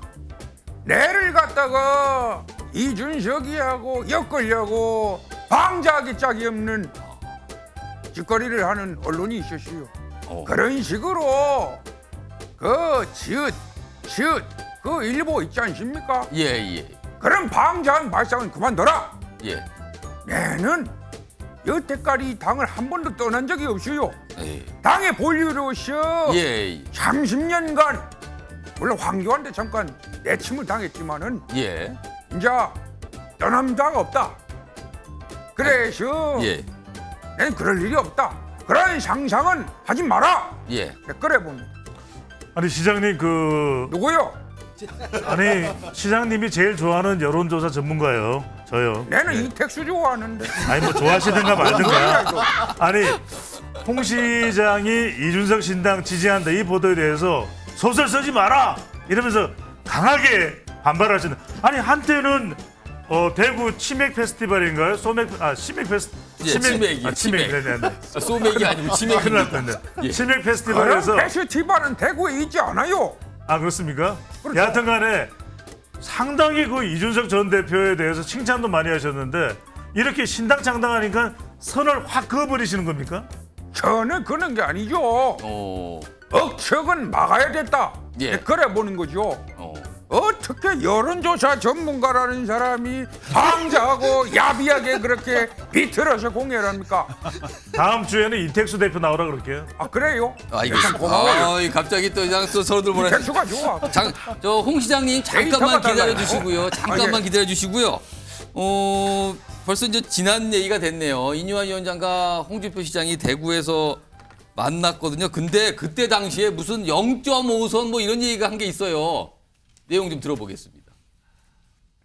대전이라는 애가 나와서 그 초선도 아니고 0.5선도 아닌 애가 나와서 뭐 이상하게 날 조롱하고 대통령 믿고 초선이나 원애들이 덧보잡들이 나서서 중진들 군기 잡고 초선도 설치고 원애도 설치고. 우리 홍 시장님 같은 경우는 주말에 글을 굉장히 많이 올리셨더라고요. 거기 일부 댓글에 보니까 콩카콜라인 줄 알았는데 쉰카콜라구나라는 글이 있었어요. 그 수혜가 엄청. 자, 홍 시장님 예. 0.5선도 아닌 뭐 애가 뭐 그랬는데 지금 박정화 대변인이 오늘 스스로 또 밝혔어요. 본인이 그랬다가 자중하겠다라고 했거든요. 왜 박정화 대변인은 꼭 집어서 그렇게 대구에서 얘기를 하셨습니까? 철부지 떨거지들이 인자 내를 보고 막말을 하기 시작했어요. 대변인이란 나가 나와서 초선도 아니고 0.5선도 아닌 아이가 나와가지고 나를 조롱하고 이 정당이 이상하게 돼버렸어요. 네, 그래서 한마디 했습니다. 근데 오늘 박정화 대변인이 약간 사과성 얘기하면서 자중하겠다라고 본인이 반성하겠다는 뜻으로 얘기했거든요. 어떻게 좀 보셨어요? 그러든가 말든가 뭐 상관이 있어요. 아유, 아들이 떠드는 일에 어른이 어떻게 끼어듭니까? 알겠습니다. 그럴 수 있겠어요? 예, 시장님 너무 화만 내시지 말고요.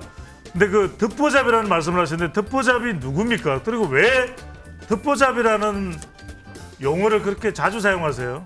많이 사용하세요? 듣보잡이 누구냐 그게 질문이죠. 예. 요즘에 배종찬이 듣보잡이. 참, 내 그런 야비한 질문에 넘어갈 것 같습니까? 방조하다. 그러면 듣보잡 표현을 이렇게 쓰신 거는 화가 나신 거예요? 그분들 얼굴만 떠올리면은? 화가 아닙니다. 당의 이 돌아가는 문제에 대해서 이상하다. 내 그런 듣보잡들, 떨거지들 막아야겠다. 네, 그래서 당의 원로로서 고문은 내 잘렸어요. 원로로서 한마디 한 거죠. 당대표가 옹졸에 빠져가지고 저렇게 참. 혹시 다른 분들 뭐 질문하실 분 있으세요? 재밌습니다. 없으시군요. 알겠습니다. 자, 없으시면 홍 시장님 뭐 이만 들어가셔도 될 것 같습니다. 네, 고마워요. 알겠습니다. 자, 이상민 크리에이터 참 수고 많으셨습니다. 고생하셨어요. 예, 진짜 홍 시장님이 나오신 것 같네요. 똑같아요. 똑같아요. 그렇습니다. 아무튼 재밌게 내용도 좀 재밌게 들어봤습니다. 자, 다음 주제는요. 글쎄요. 어떤 요구를 강력히 받았는데 별다른 답을 안 하고들 있어요. 지금 여러 명이 있는데요. 이 주제로 가보겠습니다. 용산의 의리 테스트요? 이게 뭡니까? 용산에서 의리 테스트를 뭐 설문을 하는 겁니까? 이게 무슨 뜻일까요, 지금요? 자, 최근에 이뇨한 위원장이 직접 얘기를 했죠. 강력히 공고한다면서요. 수도권 또는 불출마. 이걸 요청했는데 아직까지 별다른 답이 없거든요. 이와 관련해서 오늘 당에서 내놓은 설명이 나왔습니다. 들어보시죠. 보고 내용이 없었고요. 그거는 뭐 혁신위원장 말씀하신 것처럼 권고 사항이었던 것 같아서 오늘 보고 내용이 없었습니다. 구두로도 보고 없었습니다. 이거는 좀 그 당사자들도 있는 건이라 그런 그 당사자들의 시간도 필요한 거고 당사자들의 판단도 있어야 되는 건이라 일단 지도부에서 그걸 뭐 의결을 하고 말고 할 성질의 것은 아니고 여러분들이 조금 시간을 주셔야 되는 게 맞지 않나 싶어요. 근데 애시당초 권고였고 또 언론 방송을 통해서 지도부라든지 주요 유력 의원들에게 다 전달이 됐고 마음 먹고 결심을 할 시간이 좀 필요하니 그 부분에 대해서 공식 안건으로 문건 접수는 조금 시간적 여유를 주고 하면 당연히 들어가서 정식으로 접수가 될 예정입니다. 그러니까 뭔가 시간을 주겠다. 그리고 이미 당사자들한테는 언론 등등을 통해서 이미 다 전달이 된 걸로 생각한다. 근데 좀 다 전달이 된 걸로 생각하는데 시간을 왜 주는 걸까요? 약간 두 가지가 같이 설명 나오는데 좀 그렇고요. 이런 가운데 당사자로 꼽히시는 분들이 계시거든요. 별 얘기를 안 합니다. 그리고 그러니까 또 다른 당에서도 이 사안에 더 관심을 보입니다. 들어보시죠. 모든 일에는 시기와 순서가 있는데 요즘 언론 보도를 보니까 너무 급발진하고 있는 것 같아 보입니다. 급하게 밥을 먹으면 체하기 십상이니까. 걱정하지 마십시오. 제가 서울 안 가니까. 그래서 여러분들 의원이지 제가 뭐 서울에 의원 시기 준다 한다고 말고 하겠습니까? 제가 알기로는 좀 100% 확신합니다. 장재훈 의원님이나 권성동 의원님 절대 지역구 안 떠납니다. 정말요? 전 절대 안 합니다. 뭐 누릴 거 다 누르셨기 때문에 오히려 그 다음을 생각할 수 있겠죠. 그러나 장재훈 의원님이나 권성동 의원 같은 분들은 뭐 지역구 사수 의지가 강해갖고요. 제가 알기로는 0.1%도 전 없다고 알고 있습니다. 자, 그럼 여기서 5분 패널 분들께 제가 앞에 OX 팻말 갖고 계시잖아요. OX 퀴즈를 하나 드릴게요. 지도부, 중진 그리고 친윤 의원들 불출마 또는 수도권 출마 요청을 받았잖아요. 과연 이분들은 이 요청을 받아들여서 불출마나 수도권 출마가 과연 나타날까? 그렇게 생각하시면 O, 그럴 일은 없을 것 같다면 X입니다. 들어주세요. 지금 보시면은요, 두 분은 O, 두 분은 X고 한 분이 세모입니까? 애매해서요. 애매해서입니까? 예. 그러면은 일단 알겠어, 들고 계세요. 다른 분들은 O 동그라미. 그러니까 이거는 실현될 거다. 이건 실현되기 안 될 거다. 각각 두 분씩 나왔는데 김종욱 전 행정관만 세 분 애매한데 왜 애매합니까 이거? 가장 약한 분 한 분은 마지막까지 고민을 하면서 생존을 위해서 올라올 고민도 할 것 같다는 생각이 들어요. 마지막 약한 분 한 분은요? 예, 제가 볼 때 그래서 김기현 당대표 같은 경우는 마지막 고민을 할 것 같긴 한데 나머지 분들은 올라올 이유가 없습니다. 왜냐하면 대통령의 시간은 6개월도 안 남았습니다. 내년 4월이 지나면 제가 볼 때 대통령보다는 그 다음에 정치적인 인물들을 위해서 당이 재편될 거라고 보기 때문에 그런 상황이 됐을 때 이 권력의 승리를 가장 잘 알고 계시는 소위 윤핵관, 친윤이라고 하는 분들이 국회의사당에 입성하지 않고 있었을 때 어떤 상황이 올지에 대해서 충분히 알고 있는 상황이라는 생각이 들고요. 또 그다음에 저분들이 강제적으로 출마를 못하게 되는 상황이 됐을 때 그냥 조용히 물러날 분들이 아니다. 그랬을 때는 당이 상당히 파국으로 갈 수도 있다는 생각이 들기 때문에 서로 벼랑 끝전 싸움을 할 거라고 보고요.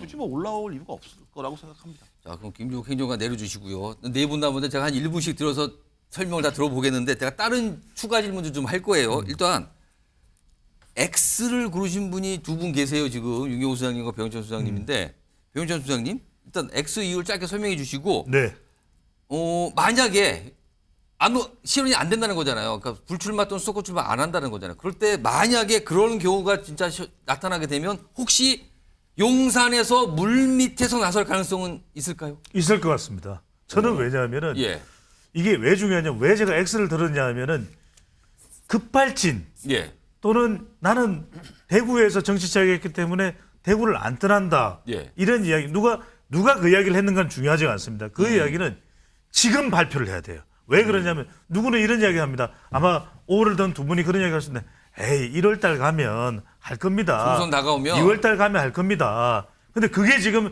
우리 유권자들에는 소용이 없어요. 왜? 지금 해야 진정성을 부여받을 수가 있는 겁니다. 그래야 또 뭐냐면 국민의힘이 지금 오히려 내년 총선에는 지금 의석수가 많지 않은 국민의힘이 도전자 입장이거든요. 그럼 더 강력하게 추진을 해야 되는데 그런 모습을 절박한 모습을 안 보이면 유권자들은 여유 있나? 그리고 또 그렇게 해야 빨리 그 결단을 내려야 민주당에 대한 역으로 압박이 됩니다. 아니 우리는 이렇게 대표가 불출마 또 험지 출마하는데 이재명 대표 뭐하냐? 또 정청래 최고위원은 뭐하냐? 이렇게 압박이 되거든요. 그러니까 그런 상황이 지금 안 나오기 때문에 대통령이 저는 이게 만약에 여론이 더 악화되면 용산에서 윤석열 대통령이 물밑으로 결정 내려요 할 가능성이 상당히 높아질 수가 있다는 거죠.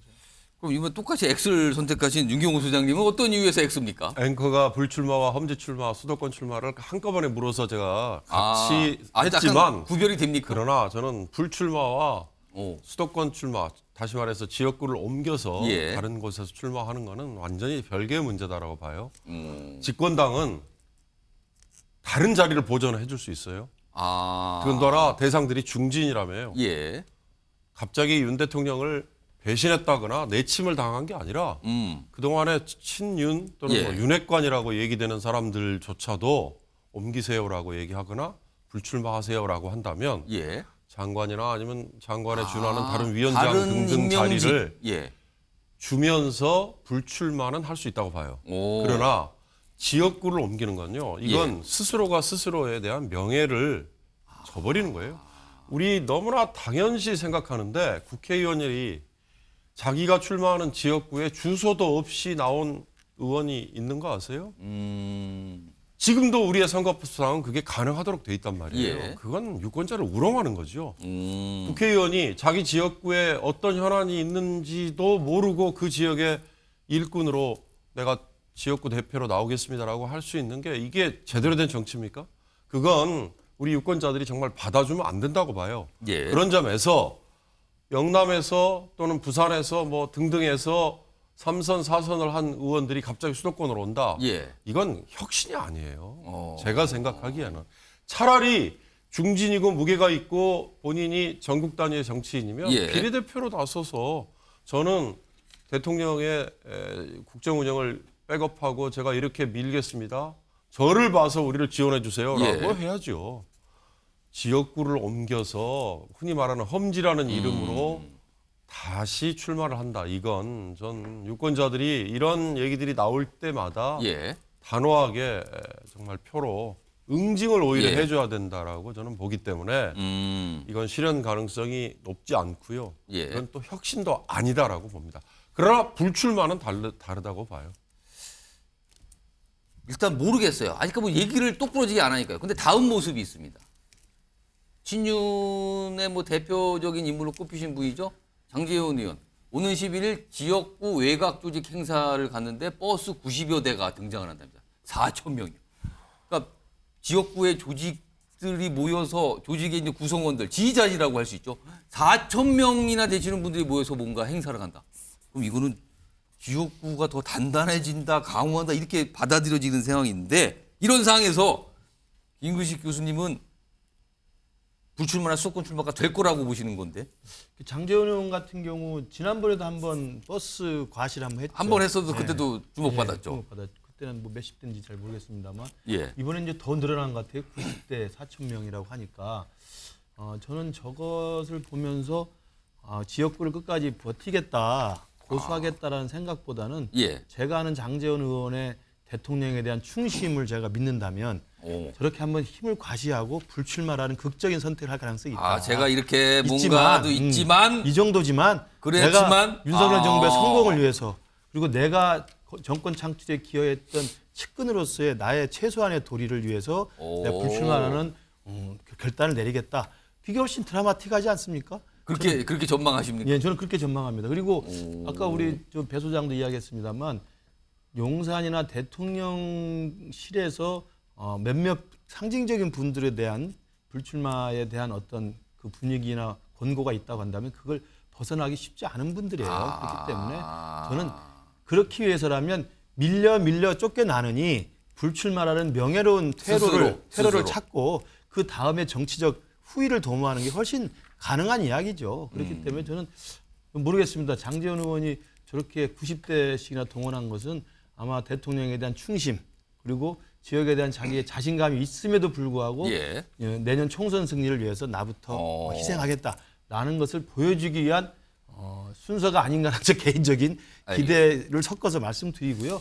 그다음에 뭐 영남 중진 다선 의원들 그다음에 당 지도부 예. 뭐 핵관들 이렇게 세 가지 범주로 이 공고를 해놨지 않습니까? 예. 근데 거기에 해당되는 분들 다 리스트 짜서 몇십 명이니까 일일이 전화해서 자 리스트별로 어떻게 할 거예요 이렇게 하는 게 아니에요. 그렇죠. 정치는 메시지입니다. 그러니까 이미 아까 예. 혁신이 관계자가 이미 언론에 다 통해서 알려줬다 이미. 그럼요. 그렇기 때문에 예. 지난번 2015년에 김종인 비대위원장이 민주당 갔을 때도 민주당 선거 패배 위기에 있었음에도 예. 불구하고 겨우 살아났던 게 뭐냐면 그때 친노의 가장 대표적인 그 눈에 가시 같은 사람 2명 자르고 끝냈어요. 이해찬 공천 안 주고 정청래 자르고 끝난 거예요. 그렇습니다. 그렇지만 그게 상징성이 있는 거거든요. 제가 볼 때도 당 지도부 중진 핵관 세 개가 겹치는 분이 계십니다. 김기현 대표님이 겹치죠. 세 가지가. 예. 장제원 또 의원이 겹치잖아요. 예. 그렇기 때문에 그 몇 분 정도가 희생과 결단을 요구받는 것이고 저는 국민의 여론이나 당내 여론도 그쪽으로 모아지고 있다고 생각이 들기 때문에 그러나 시간을 드려야 됩니다. 예. 그분들도 영예롭게 예. 결단을 하는 모습이야지 뭐 쫓겨서 하면 되겠습니까? 나머지 분들은 걱정하지 마시라. 제 생각은 그래요. 주호영 의원은 사실 의문의 일패를 당한 거예요. 주호영 의원은 그 핵관도 아니고 뭐 당을 이렇게 만드는데 뭐 했던 분도 아니고 예. 저는 그냥 지역에서 잘 하시는 분이니까 주호영 의원은 또 합리적인 분이시고 저는 주호영 의원은 저렇게 말씀하시는 건 당연하다고 생각합니다. 자 마지막으로 윤기찬 변호사 이 질문도 같이 드리죠. 잠깐 아까 윤경호 선생님도 말씀하셨는데 오라 그랬어요. 실현될 거다. 그러니까 불출마 또는 수도권 출마가. 그럼 그분들은 혹시 다른 임명직 가능성 이런 것도 좀 있다고 보십니까? 뭐 열려져 있겠죠. 그러니까 지역구를 옮기는 거는 사실 주신 말씀이 원칙인데 실제는 그 해당 지역에서 힘 있는 국회의원을 또 원하기도 합니다. 그러니까 이재명 현 대표가 성남을 떠나서 계양에 갔을 때 계양 주민들이 환호했던 이유는 조금 더 힘 있는 분이 왔기 때문에 지역 예. 발전을 위해서 좀 더 노력이 되겠다. 이런 취지의 유능함의 종류가 다를 수도 있는 거고요. 예. 그리고 이제 그 국민의힘에서 이렇게 국민적 메시지를 위해서 험지 출마 등을 이제 권고하는 이유는 아까 말씀하신 대로 국민께 메시지를 내는 거죠. 이렇게 세대 교체 의지가 있다. 실행한다라는 메시지인 것이고. 그다음에 이제 또 하나 목적은 의석수 총량을 늘리는 거 아니겠습니까? 예. 그러니까 총량을 늘리기 위해서 만약에 유리하다 그러면 험지 출마가 되는 거고요. 험지 출마해서 거기서 의석수를 하나 더 늘리면 그건 성공한 험지 출마가 되는 겁니다. 그런데 만약에 그게 아니고 그냥 무작정 험지 출마를 모든 분께 적용하는 이거는 사실 전략이 아닌 것이고요. 그러니까 저도 개인적으로 국민께 메시지가 될 만한 분들이 잇따라서 어느 분 정도까지는 아마 선언할 것인데 시기가 늦어지는 이유는 희생이라 그랬잖아요. 희생은 자발적인 겁니다. 책임을 전가하는 게 아니고 당신은 책임이 없지만 희생해달라는 의미이기 때문에 희생을 강요할 수는 없어요. 예. 그런 정도의 단어 선택을 했다고 보고 희생 점수를 많이 받으려면 좀 늦게 해야죠. 희생 점수를 많이 받을. 그러니까 장재현 의원처럼 예를 들어서 외출하기 전에 집안 단속하는 거로 만약에 판단한다고 그러면 외출하기 전에 집안 단속이요. 예를 들면요. 이런 식으로 나는 사실은 갈 의사가 없고 여기 튼튼한데 예. 내가 당을 위해서 또는 뭐 대통령의 국정운영 성공을 위해서 간다라는 최후의 어떤 기부합 예. 이 정도가 접수를 좀 많이 받지 않을까 싶습니다. 알겠습니다. 5분도 의견 들어봤고요. 이거하고 좀 관련이 있어 보이는데 사실은 만약에 이런 불출마 또는 수도권 출마가 실현이 됐다는 가정을 하게 되면 그 지역구가 비게 되는 거잖아요. 그러면 그 지역구는 누가 가는 것인가? 이게 최근에 혹시 용산 참모 출신 또는 검찰 출신 이런 얘기가 정치권에서 나오거든요. 이와 관련해서 오늘 혁신위에서 내놓은 얘기가 있습니다. 들어보겠습니다. 대통령실에서 내려오는 사람들이 절대로 이번 선거 과정에서 어떠한 특혜도 있을 수 없을 겁니다. 오히려 더 엄정한 어떤 경쟁의 과정 속에 들어갈 것으로 확신을 하고 있고 그 부분도 혁신위 안에서 안건으로 분명히 논의돼서 어느 시점인가는 아마 당으로 최고위로 접수가 될 것으로 그렇게 예상하고 있습니다. 이 교수님, 예. 제가 한 1분 드릴 텐데 이거 관철되겠습니까? 관철될 거라고 봅니다. 그러니까 아까 말한 그 험지 출마 불출마라는 그 당 지도부 중진 윤핵 간의 이 희생과 결단과 예. 똑같은 맥락이죠.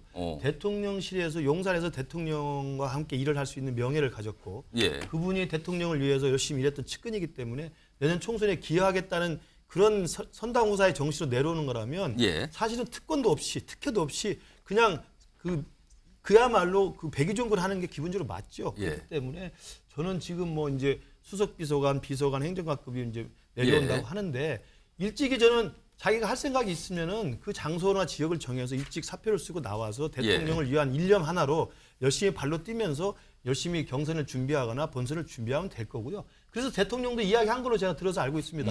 두 가지 대통령이 이야기했다는 거 아닙니까? 절대 너희들 명함 파기 위해서 특혜 승진은 없다. 그냥 나가라.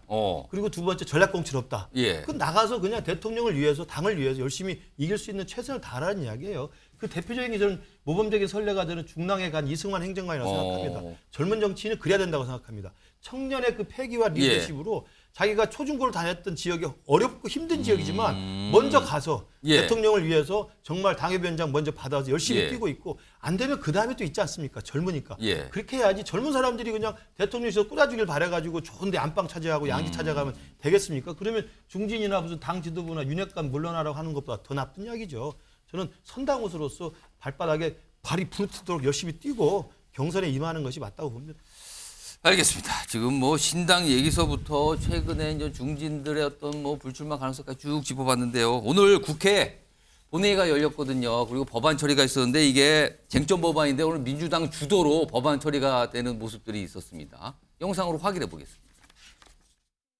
재석 174인 중 찬성 173인 기권 1인으로서 노동조합 및 노동관계조정법 일부 개정 법률안 대안은 가결되었음을 선포합니다.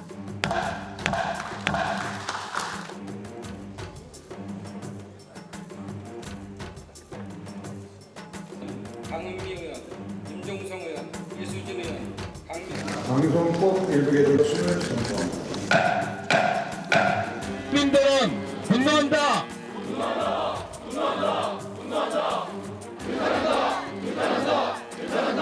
민주당이 오늘 또다시 탄핵 폭거, 경제 주기기법과 방송 민주당 연구장악법을 날치기 처리하면서 국정과 법치에 쇠사슬을 채웠습니다. 국민의힘에게도 묻고 싶습니다. 필리버스터까지 해놨다가 이동관 방통위원장을 지키기 위해서 스스로 자신들이 해야 될 일까지 내팽개치는 것은 매우 유감스럽고 이동관 방통위원장을 통해서 언론을 장악하려는 것이 본 속셈이었다는 것을 그대로. 자, 오늘 쟁점 법안이 여러 개 있었는데요. 이거 필리버스터 국민의힘이 예고했었는데 오늘 취소했습니다. 막판에. 그리고 여러 가지 일들이 있었거든요. 그리고 저런 쟁점 법안에 대해서 민주당 주도 처리된 것뿐만 아니라 오늘 탄핵안이 발의가 됐고요. 그리고 본회의에 보고가 됐습니다. 그렇다면 24시간이 지난 이후에는 표결에 들어갈 수가 있거든요. 바로 이동관 방통위원장 관련 그리고 몇몇 검사에 대한 탄핵소추안이 오늘 보고가 됐는데 이와 관련된 목소리부터 좀 들어보시죠. 방송통신위원장 이동관, 범죄검사 손준성, 범죄검사 이정섭 3인에 대한 탄핵소추안을 당론으로 채택했습니다. 이견은 없었습니다. 나쁜 짓을 하면 반드시 처벌받거나 징계된다 이런 것을 보여줄 필요가 있다. 한동훈 장관 오는 전혀 논의는 안 되는. 네네네. 야당에서 가짜 뉴스를 규제하고 또 심의하겠다고 하는 거를 반대해서 탄핵까지 하는 이유는 혹시라도 가짜 뉴스를 단속하는 것이 본인들의 선거 운동에 방해가 되기 때문에 그런 것이 아닌가 하는 의심을 제기하지 아니할 수가 없습니다. 참으로 이 부당하고 황당한 그런 탄핵의 사유다. 자, 이동관 위원장 그러니까 탄핵 소추 대상이 된 거예요. 일단 올라갔어요. 그리고 일부 이제 검사들도 같이 오늘 탄핵 소추 대상이 됐죠. 이게 당론으로 발의가 됐거든요, 민주당에서. 자, 그런데 많은 분들이 이런 질문을 오늘 하시더군요.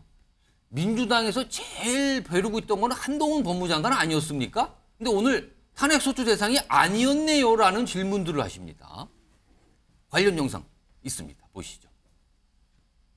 을 보면서 소위 이제 관종이라고들 하죠.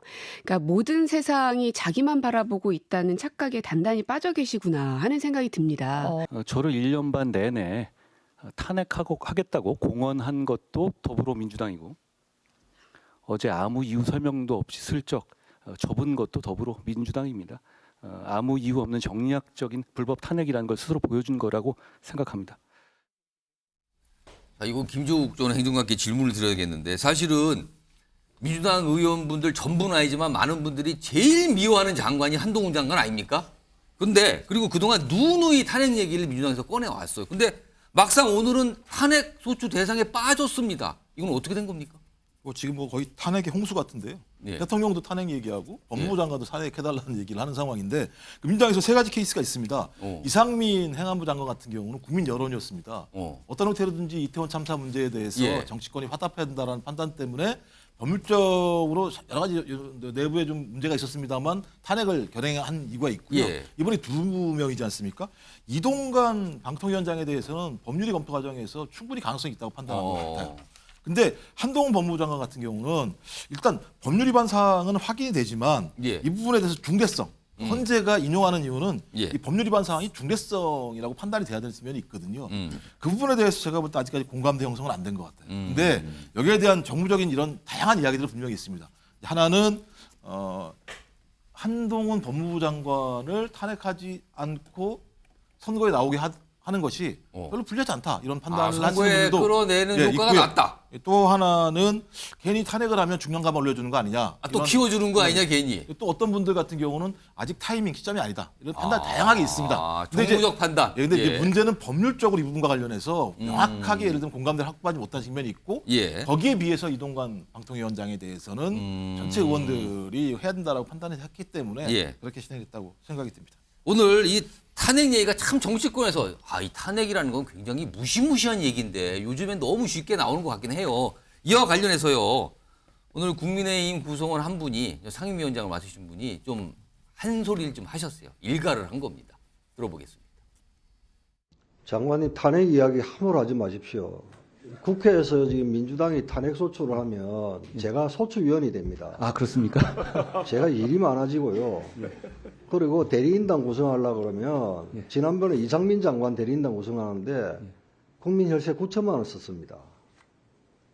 소추 이야기, 탄핵 이야기 하지 마십시오. 제가 일이 너무 많아지고 돈이 너무 많이 듭니다. 국민의힘 소속이신 김도우 법사위원장께서 아주 현실적인 얘기를 꺼내줬네요. 그렇게 쉽게 얘기하는 거 아니다 이거. 그렇죠. 이게 왜냐하면 실제로도 여론에 큰 영향을 줄 수가 있습니다. 왜냐하면은 민주당이 탄핵 너무 탄핵 이야기를 많이 하는 거 아니냐. 자칫 뭐 이상민 장관 탄핵, 한동훈 장관 탄핵, 또 이동관 방송통신위원장 탄핵, 심지어는 뭐 대통령 탄핵까지 언급할 정도니까요. 이러다가 자칫 이제 후폭풍 맞을 수도 있다. 이걸 이제 뭐 그런 의미까지도 포함을 했는지 모르겠는데 김도읍 상임위원장은 내가 바빠진다 이거. 잘 생각해보고 해라. 이게 어떤 상황이냐면 뭐 후폭풍을 이야기하는 거겠죠. 그러니까 여론의 영향, 명분 정도. 그러니까 이제 이동관 방송통신위원장에 대해서는 실질적으로 제도상으로나 이런 걸 봤을 때 방송 장악 이것에 대해서 이제 탄핵 소추안을 통과를 시켜서 이제 시도를 해볼 수 있겠지만. 한동훈 장관 같은 경우는 아까 이제 우리 김정욱 위원장인가 김정욱 전 행정관 행정관이 말씀을 하셨었듯이 말 그대로 법률에 심대한 위반성이 있느냐 그게 아니면 자칫 이게 국민의힘 지지층이나 대통령 지지층의 지지를 많이 받고 있는 한동훈 장관의 정치적인 중량감만 더 키워줄 수가 있는 것입니다. 만약 그렇게 했을 때 아니 탄핵하려고 한단 말이야? 그럼 내 총선으로 맞서줄게. 그러면 서울 지역이나 이렇게 총선 나갔을 때 이런 한동훈 효과가 발휘될 수도 있어요. 중도층이나 무당층이나 또는 수도권이나 2030 MZ 세대도 이게 좀 과하다 싶으면은 또 그것에 대해서 반응할 수가 있거든요. 그런 면에서 오히려 한동훈 장관 쪽으로 가서 후폭풍을 우려하기보다는 오히려 이동관 방송통신위원장에 대해서 상당히 여론도 좀 찬성 의견도 있지 않겠느냐 이렇게. 민주당에서는 구분해서 봤을 가능성이 있는 거죠. 아무튼 일단 본회의 보고됐어요. 그렇다면 24시간 이후 72시간 이내 하루 지나고 사흘 그 사이에 넘기지 않은 그 시간 내에 본회의에 다시 표결할 수 있는 상황이거든요. 이걸 만들어 놓은 상태입니다. 지금. 그런데요. 윤기찬 변호사 오늘 이동관 위원장뿐만 아니라 검사 2명도 지금 탄핵소추 대상으로 올라가 있거든요. 근데 그중에 한 명이 이재명 대표 수사를 이끌고 있는 현직 검사입니다. 이건 어떻게 봐야 됩니까? 그러니까 이분이 이제 국감 하는 과정에서 위장전입 문제가 나왔잖아요. 본인이 시인을 했어요. 오래전에. 위장전입 문제는 법률적 평가를 하게 되면 주민등록법 위반입니다. 근데 공소시효가 끝난 걸로 알고 있는데 주민등록법 위반으로 탄핵까지 한다라는 건 전 들어본 적이 없어요. 역대 저희가 그 청문회 하면서 많은 국민의원들 중등법 위반 많았잖아요. 근데 탄핵 한 번도 한 적이 없죠. 그러니까 그다음에 이전에 수사받고 있었던 뭐 정진웅 검사라고 아마 한동훈 장관의 휴대폰 하는 과정에서 기소됐던 분인데 이분도 탄핵하지 않았잖아요. 이성윤 전 지검장도 탄핵하지 않았어요. 그분도 아마 수사받고 있었는데. 그러니까 이런 식으로 선별적 탄핵이란 것은 탄핵의 목적이 따로 있다는 거겠죠. 국민을 위한 탄핵이 아니고 지금 현재 이재명 대표에 대한 대북 송금 불법 뇌물 사건 수사하고 있잖아요. 수사 지휘하고 있습니다. 2차장이기 때문에. 근데 이분에 대해서 만약 탄핵하게 되면요, 직무가 정지됩니다. 소추 의결서가 송달이 되게 되면 직무 정지되게 되면 지휘를 할 사람이 없어져요. 일단 부임할 때까지. 두 번째는 다른 그 부의 검사들이 어떤 걸 느끼겠습니까? 나도 탄핵될 수 있겠구나. 탄핵이라는 건 파면되는 거거든요. 그러니까 파면이라는 건 직을 잃어요. 퇴직금 이런 거 못 받습니다. 그러니까 검사로서는 가장 큰 협박이에요. 검사에 대한 협박. 그러니까 이전에 여러 가지 사례 비춰볼 때 검사에 대한 탄핵을 이렇게 하는 경우가 지도부에 대해서는 탄핵하려고 했던 데가 있어요. 예전에 한나라당도. 그런데 일개 검사에 대해서 탄핵을 시도하는 게 자체는 정치권이 갖는 수사받는 특히 그 대표가 있는 정당에서 한다는 것은 겁박이죠. 이것은 사실 물론 이제 이게 헌재에서 어떻게 날지 모르겠지만 그 정무정지 기간 동안에는 일단 특혜를 받는 거고요. 그리고 해당 검사들한테는 벌써 효과가 있을 겁니다. 나도 이게 탄핵 발의가 탄핵되면 어떡하지? 이렇게 하면 안 되는 거예요. 예를 들어서 이런 경우는 있을 수 있습니다. 뭐 재심 사건의 경우에 일반 국민이 아주 억울하게 누명을 썼어요. 근데 누명 알면서도 그걸 기소를 해가지고 받아냈어요. 이런 사람에 대해서 탄핵한다는 것은 국민적 지지를 받을 수 있죠. 근데 왜 하필 당신들의 그 대표가 있는 당에서 거기서 탄핵을 이렇게 중등법 위반 일반적으로 전혀 탄핵 사유가 안 되는 이런 걸 갖고 탄핵 의결을 하냐. 저는 국민적 지지 받지 못한다라고 생각합니다. 일단 탄핵안은 발의가 됐고요. 뭐 표결 절차가 시간이 지나면 들어갈 걸로 보이니까 결과를 좀 봐야 되고요. 다음은요. 마지막 이슈 준비되어 있는데요. 오늘 좀 눈길을 잡는 모습이 있었어요. 서울이 아닌 다른 곳입니다. 수도권 밖에서 있었는데 제목으로 먼저 확인해 봅니다. 이게 뭡니까? 장소 제공 문재인요? 장소 제공을 했다고요? 문재인 전 대통령이? 자, 오늘 모습이 영상으로 담겨 있습니다. 확인해 보시죠.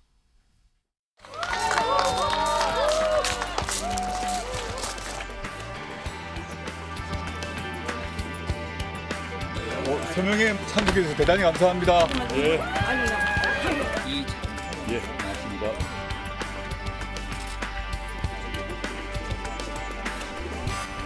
시민 여러분의 그런 성원 덕분에 여기까지 온 것 같습니다. 앞으로 열심히 또 살아보겠습니다. 고맙습니다.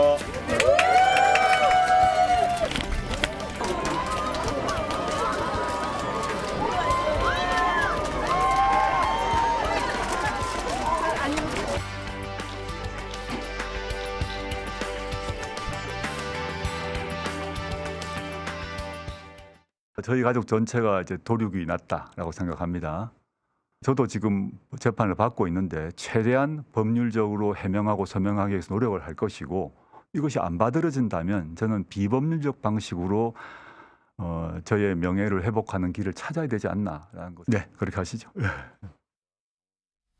저런 얘기를 며칠 전에 끌어놨고요. 오늘 평산마을 평상책방에 가서 본인의 책 사인회를 가진 겁니다. 그리고 문재인 전 대통령이 등장을 했죠. 포옹하는 모습까지 있었습니다. 다음 화면 좀 보겠습니다. 최근에 조국 전 장관이 내놓은 말들은 지난 4월만 해도 말씀드리기 곤란해서 이렇게 했죠. 곤란. 근데 요즘에는 방금 들으셨죠. 비법률적 방식으로 명예 회복할 것이다. 이거 총선 나간다는 뜻이냐. 아니면 그 이상 더 나가서 이른바 무슨 또 당을 만드는 거 아니냐. 왜냐하면 조국 전 장관 보고 당 만들자고 손을 내미시는 분이 꽤 있거든요. 요즘에.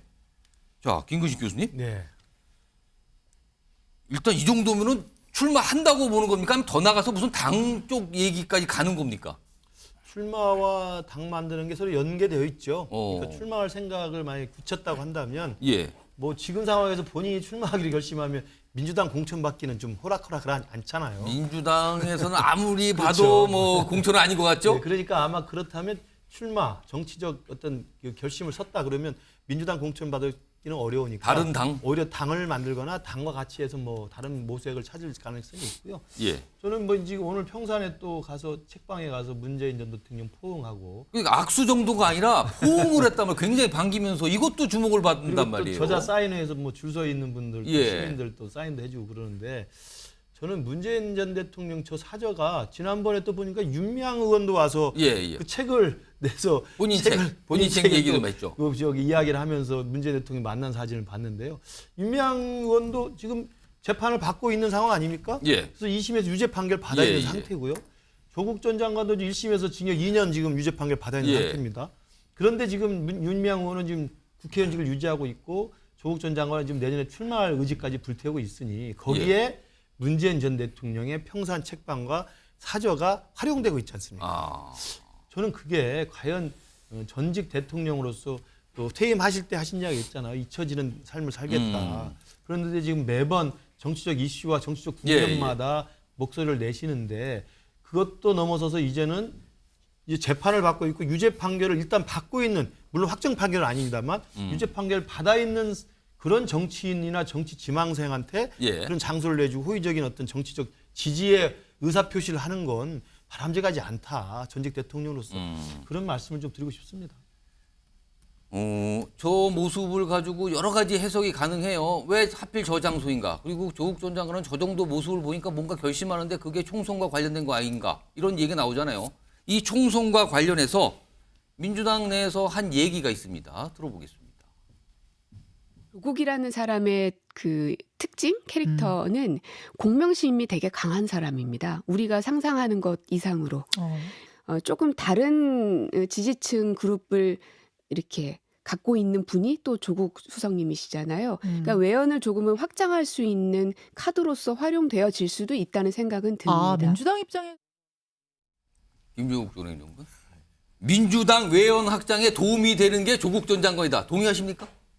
뭐 저는 동의하기는 어렵다고 생각하고요. 아. 왜냐하면 저는 그 고민정 최고위원의 발언이 정치적 레토릭이길 바랍니다. 그냥 레토릭이다. 뭐 이해되는 측면이 있는 게 뭐냐면 문재인 대통령 청와대 하에서 한 사람은 대변인이었고 한 사람은 민정수석이었고 어떤 형태로든지 검찰에게 무지막지한 압수수색부터 시작해서 참혹한 수사를 받았다라고 하는 어떤 동정심 이런 차원에서 예. 소위 조국 전 장관을 가슴 아파할 수는 있을지 모르겠습니다만 예. 그건 개인적인 감정의 문제인 거고요. 지난 문재인 정부가 정권을 갖다가 어떤 교체하게 된 가장 중요한 배경 중에 하나는 부동산 문제, 그다음에 소위 조국 전 장관 문제와 관련해서 공정성 문제라고 하는 두 가지 큰 틀이 있었고 예. 그 부분과 관련해서 조국 전 장관이 자유롭지 못하다라는 거 하나, 그다음에 조국 전 장관의 부인이 일단 유죄 판결을 받은 상황이기 때문에 예. 그리고 본인이 재판이 진행되고 있는 상황입니다. 좀 그런 상황을 고려한다면 본인이 정치적으로 출마하겠다 이런 건 자유일지 모르겠습니다만 예. 좀 민주당 내부에서 저런 얘기가 나오는 것이 그 고민정 최고위원 말씀처럼 외연 확장 카드라고 보기는 어렵다. 저는 그래서 이 부분과 관련해서는 명확한 당의 입장을 가지고 그것을 갖다가 공식적으로 말할 필요가 있다고 생각을 합니다. 혹시 비명 의원들, 고민정 의원도 비명으로 봐야 되는지 모르겠는데 비명 의원들과 손을 잡을 가능성은 있다고 보세요? 비명 의원이 누구랑 손을 잡는다고 말씀하시는 거예요? 조국 전 장관. 제가 볼 때 결이 다릅니다. 아, 다르다. 거기 그 비명이라고 하시는 분들 같은 경우는 예. 조국 전 장관하고 한 분 정도는 제가 볼 때는 또 생각이 한 분 정도는 같을 것 같긴 합니다만 뭐 음. 그분도 맨 처음에 그렇게 옹호하시다가 나중에 시간이 지나면은 뭐 그랬기 때문에 예. 다음 화면 좀 보겠습니다. 평산 책방 얘기인데요. 화면 좀 보면 나와 있습니다. 내용이 보면 오늘 평산 책방 조국 전 장관 책 사인회 앞서서 신간 들고 문재인 전 대통령 찾았던 윤미향 의원. 그러니까 아까 잠깐 김근식 교수 살짝 오고 가셨는데 윤경호 소장님. 그러니까 유죄 판결을 1심 또는 2심에서 받고 진행 중인데 그 책의 내용은 본인은 죄가 없다라고 주로 말하는 듯한 내용의 책을 들고 평산마을 찾아가서 사진 찍고 공개하는 거. 이거 어떻게 봐야 됩니까? 그 공교롭게도 윤미향 의원, 조국 전 장관 다 그래요. 예. 뭐 유죄 판결 내지는 지금 재판 받고 있고 뭐 또는 피의자 신분인데 승승장구 아까 저 탄핵 대상 중에 손준성 검사도 예. 마찬가지죠. 사실 얼마나 고발 사주 처음에 예. 폭로됐을 때 많은 분들이 공분을 했어요. 현직에 있으면서 그런 행동을 했다는 지탄을 받았는데 윤석열 대통령 그런 사람을 검사장으로 승진시켰잖아요. 예. 그런 점에서 민주당이 탄핵이라는 건 이건 뭐 정치 공세니까 그건 그렇다 치고요. 윤미향 의원이나 아니면 조국 전 장관이 문재인 대통령을 찾아가서 저렇게 한다는 거. 문재인 대통령의 어떻게 보면 팬덤이 아직도 작동을 하고 있다. 근데 그걸 활용하려고 저기 찾아갔다. 이건 제가 보기엔 이 과거처럼 효과를 보기는 참 어려울 것 같다. 오히려 더 양분되는 또 빌미만 주는 거 아닌가 이런 안타까움은 좀 듭니다. 자, 최근에 민주당 내에서 이재명 대표와 관련해서 뭐 험지 좀 가세요. 그러니까 인천 거기 말고 다른 데 가세요. 뭐 이런 주장들 나오잖아요. 그리고 이거에 대한 또 설명 반응도 있거든요. 영상으로 좀 확인해 보겠습니다. 어쨌거나 지금 당 상황이 질식할 지경이거든요. 당 조직 전체가 친명일색으로 일단 됐고요. 저는 민물고기인데 저는 담수에 들어왔는데 지금 소금물이 돼가지고 숨을 쉴 수가 없어. 국민의힘은 인요한 핵심위원장 체제를 출범을 시켜서 다선하고 뭐 윤핵관들 험지 출마론도 이야기하고 우리 민주당보다는 핵심 작업에 앞서가고 있는 그런 느낌이에요. 네. 우리 당에서 좀 이렇게 너무 안일하게 대응하는 것 같은 그런 느낌이 들어서 지난번에 이제 당 대표와 최고위원들께 제가 좀 요청을 했죠.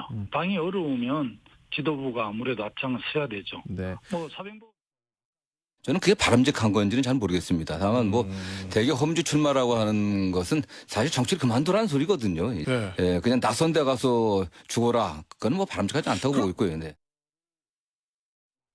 자, 이재명 대표 험지 출마. 그리고 아까 조홍천 의원은 무슨 담수인데 짠물로 받겠다. 그러면 이게 전체로 보면 이게 험지 출마 관철 안 될 것 같거든요. 그렇다면 비명계가 이런 이유로 당을 나갈 가능성 있다고 봐야 됩니까? 그러니까 12월 1월 이야기가 나오는 것이거든요. 그러니까 어떤 국면 전환을 위해서는 이재명 대표의 결단이 필요하다 이런 주장이 일각에서 나와요. 그런데 여전히 이재명 대표가 그 부분에 대해서 확답이 없는 걸 보면 또 적극적인 응답이 없는 걸 보면 인천 계양을의 당선이 중요합니다. 그러다 보니까 그런 어떤 변화, 결단이 없는 이재명 대표에 대해서 비명계는 12월이든 1월이든 결단 가능성이 있는 거죠. 그럼 이거 뭐 두 거대 정당이 다 뭐가 분리가 되는 겁니까? 쪼개지는 겁니까? 약간 분위기들이 이렇게 좀 일고 있습니다.